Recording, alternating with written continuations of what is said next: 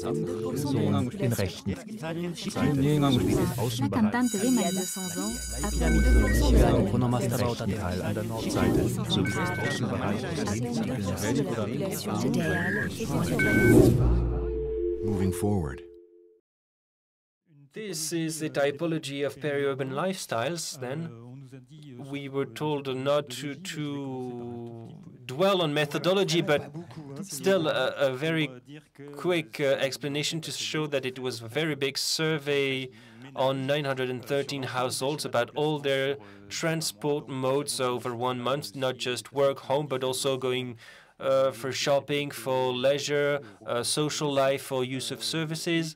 And this is a survey that was conducted in the Pays de Loire region with all the limits that it has in terms of representativeness for other areas.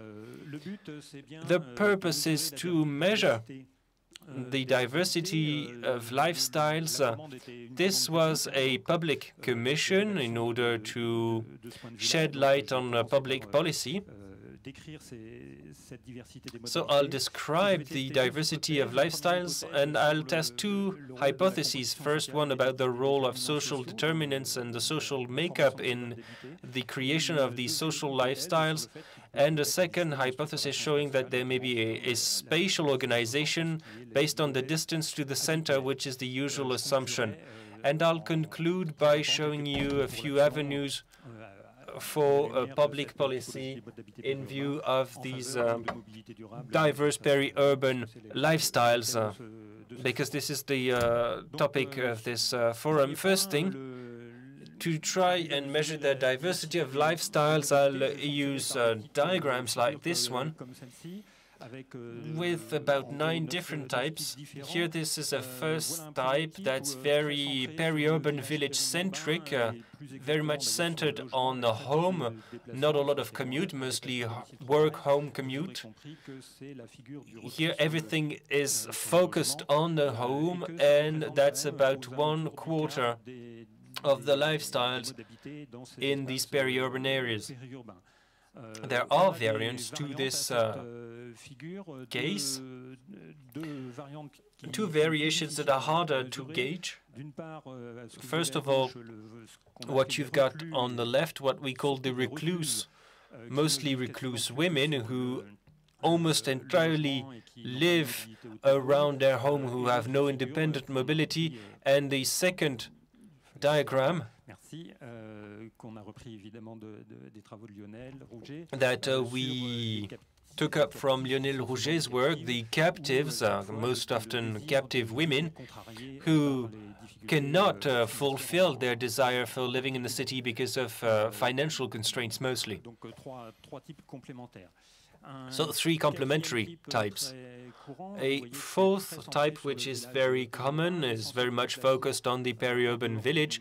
Most of the travel outside of work commuting uses the village resources, here mostly for leisure and social life. And this is the type that we called village dwellers, mostly focused on their village. That's about 1/4 of the population. And we may wonder whether this is one of the most sustainable, in inverted commas, one of the most sustainable cases in terms of mobility. Then another 2 types that are similar but also different. Similar because they are more or less the same social categories, but different because spatially they are organized differently. Here, a case which is the commuter constantly switching between town and village, and who really defines himself or herself as a commuter, and they don't hesitate to switch, including at the weekend, between the city center and the peri-urban village. That's about 1 person out of 10. In the case that's a lot more centered on peripheral centers, where the periphery becomes the center of these persons' social life. That's about 10% of people, mostly for work, social life, shopping, they mostly focus on these peripheral centers. And one type that we observed in particular, they have a lot of scheduling, a lot of connections between the peripheral centers that are built up on a daily basis. The next type is maybe the one that people have most in mind when they think about peri-urban spaces with a very specific category. This is what we call the multi-skilled people who focus on their home, who use the resources of the peri-urban village, who are also familiar with the resources of the nearby peripheral centers, but who also work in the city center, who use all of the urban resources in Western France. Here we're talking about the whole of the metropolitan area, which is used not necessarily on a daily basis, but at least every week. And here we're talking about still a rough quarter of the population, which is far from negligible indeed. Here we may point out that this is more or less the model described by Yves Chalas about the à la carte city, or other authors. Now, compared to these contemporary forms of mobility, we have two cases that are modern, even hyper-modern for one of them, and that are cases marked by daily suffering. On the left-hand side, you've got hypermobiles, people who are tired because of all their travel, and who do not focus that much on the home as in the other groups. And then you've got the absent category, workers working in different urban systems who only come home at the weekend or every so many days, and who are not involved at all in the local area. Now, the main social characteristics, I'll try and speed up a bit. The main social characteristics, then, there's a gender effect, which is very clear. The recluse and the captives are very often women. The hypermobiles, the absent, and the commuters are mostly men. And you have a strong distinction between women very much focused on the home and a lot of village dwellers and commuters who are men, but there's a strong split between families and single people. The second effect is age-related, a generational trajectory, which is very clear. On the one hand, there's a gradual spatial learning for children. Older teenagers aspire to the city, which is why now they are truly captive in some cases. And then, at the other end of their life, there's a break induced by the end of their working life and a gradual isolation due to aging, and that's both an individual trajectory, but also an intergenerational phenomenon at any given point. And then, as another social aspect, the opposition between cultivated classes and blue collars. Executives are mostly multi-competent, whereas blue collars are mostly village dwellers. A second assumption, the spatial dimension of lifestyles.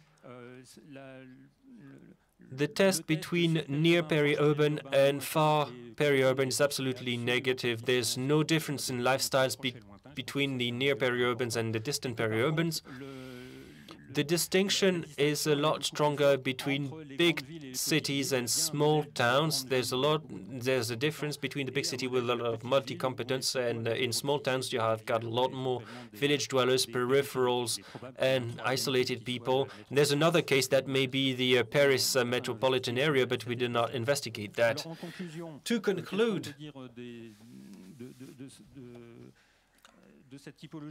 our findings about these typologies in view of sustainable mobilities mean that you need to take into account all those lifestyles. You need a diversity of solutions. There's no one-size-fits-all solution, that's obvious. And there's also a contradiction between living together that requires mobility and environmental sustainability, which raises a number of issues. You can also see that at the level of households, people invest in improving in home improvement work, so you need to think about mobility aspects in relation to housing.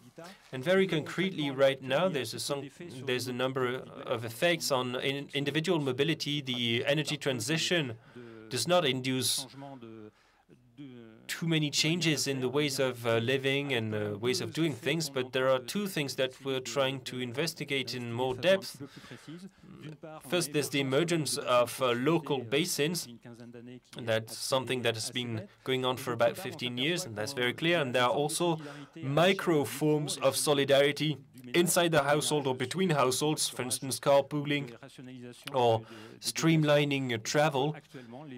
And right now, the responses to the energy transition are mostly individual. Thank you. Jean-Pierre Orfeuille, multipolarized jobs, diversification in mobility practices, but people are also rooted. There are diverse types of lifestyles in the peri-urban. Based on these data, what are the main challenges for you in the peri-urban for now and for the future?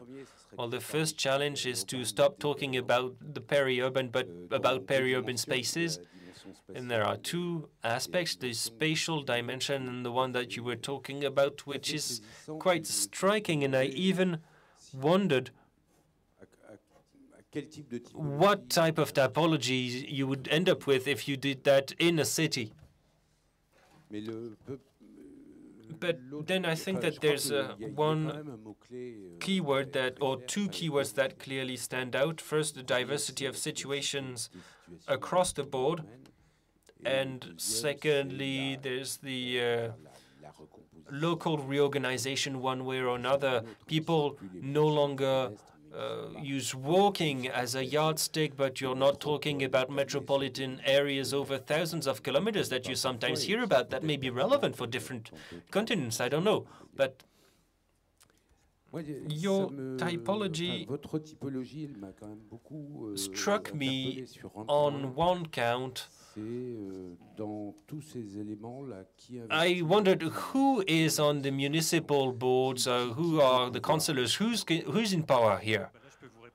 Well, we investigated that. We connected that to social life, not just municipal councils, but also involvement in civil society. And indeed, there are two types that are very commonly found. First of all, the village dwellers. That seems very logical, given that they mostly stick to their villages, so they want to be very much involved in civil society or municipal councils, as well as the multi-competent. There are spectacular forms of people moving into a town and over the course of 3 years becoming mayors of their town because they have a perfect grasp of the way it works, and they become pillars of the local society in a very short time. But that type of routing is quite reversible. You're talking about people who are very much ready to pack up and leave if they have professional constraints and become rooted in a different community. Are you satisfied with the answer, Jean-Pierre Orfeuille? Quite, yes. Thank you very much, then. Den Rechten.